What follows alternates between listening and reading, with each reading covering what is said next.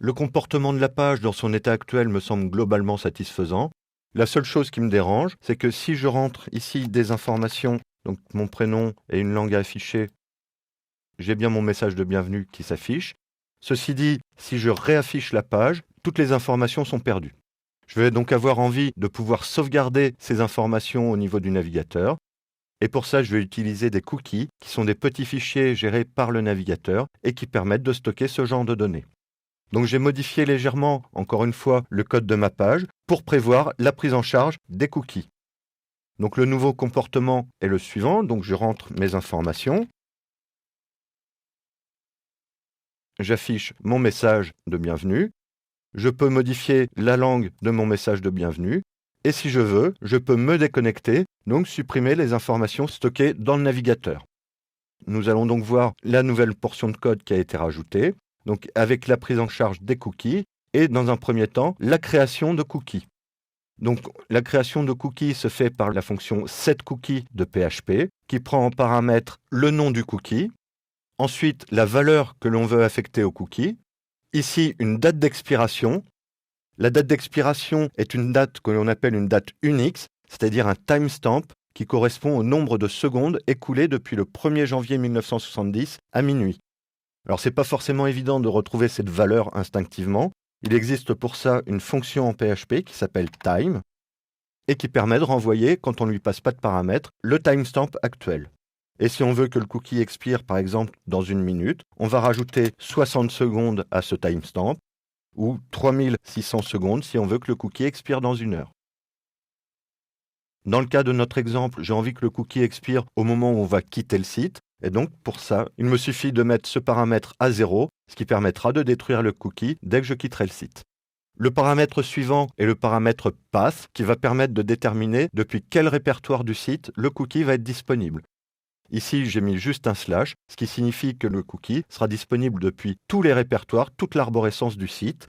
Si j'avais mis test, par exemple, le cookie n'aurait été disponible que depuis le répertoire test et ses sous-répertoires.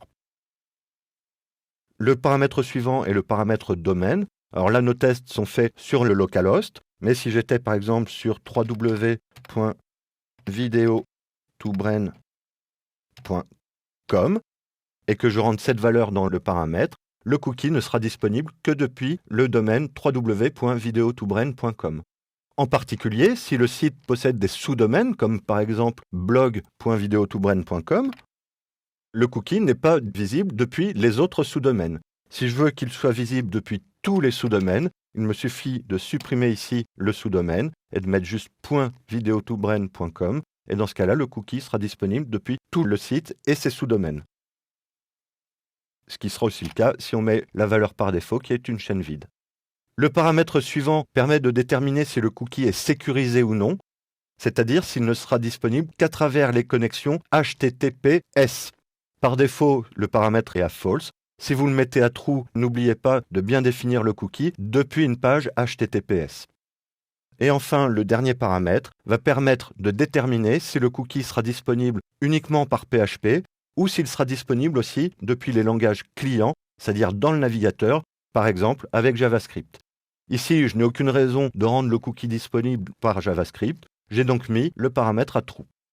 Enfin, j'ai créé ce cookie dans tous les cas où je reçois des paramètres qui sont susceptibles de modifier les informations à stocker dans le cookie. Donc ici, quand je reçois des paramètres getLang, postLang ou setCookie $post non. Avec ici le cookie qui sera nommé non, qui aura comme valeur $non et avec les mêmes éléments que pour les autres. D'autre part, vous pouvez noter ici que j'ai créé une nouvelle variable qui s'appelle $isAfficheForm, qui est un booléen, qui a une valeur par défaut qui est true, donc par défaut on va afficher le formulaire. Et dans le cas où le cookie non est défini ou le paramètre de type post non, eh bien je n'afficherai pas le formulaire.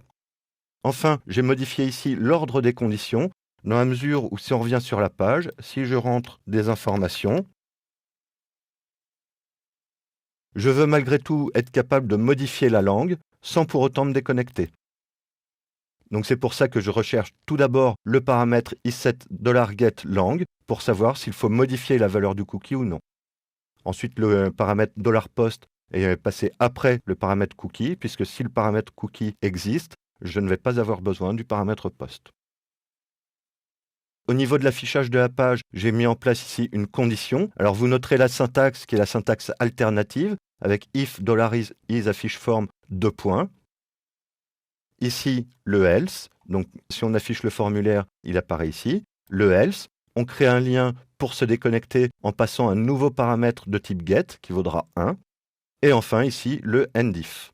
Donc cette syntaxe est particulièrement pratique si vous devez afficher des portions HTML entre les différents codes PHP. Et enfin, donc, quand je vais recevoir le paramètre déconnect égale 1, c'est la toute première chose que je vais faire. Je vais vérifier si ce paramètre est défini et s'il vaut la valeur 1. Alors faites attention que ici, si j'avais mis 3 égale 1 par exemple, ça ne fonctionnerait pas puisque tous les paramètres qui sont passés par le protocole HTTP, que ce soit en get, en post ou en cookie, sont des paramètres de type chaîne puisque le protocole HTTP ne reconnaît pas les types des valeurs. Donc ce seront toujours des paramètres de type texte qui seront récupérés. Et donc si j'ai l'option de déconnexion, je vais supprimer les cookies $cookie_nom et $cookie_lang avec la fonction unset qui permet de supprimer une variable, de la libérer. Et enfin, je vais supprimer les 2 cookies que j'ai créés. Pour supprimer un cookie, on utilise la même syntaxe que pour le créer. En fait, on va créer un cookie dont on va définir la date d'expiration à une date antérieure à celle du moment. Donc ici, la fonction time va me renvoyer le timestamp actuel et je vais lui retrancher 60 secondes pour indiquer au navigateur que le cookie a expiré et qu'il peut l'effacer.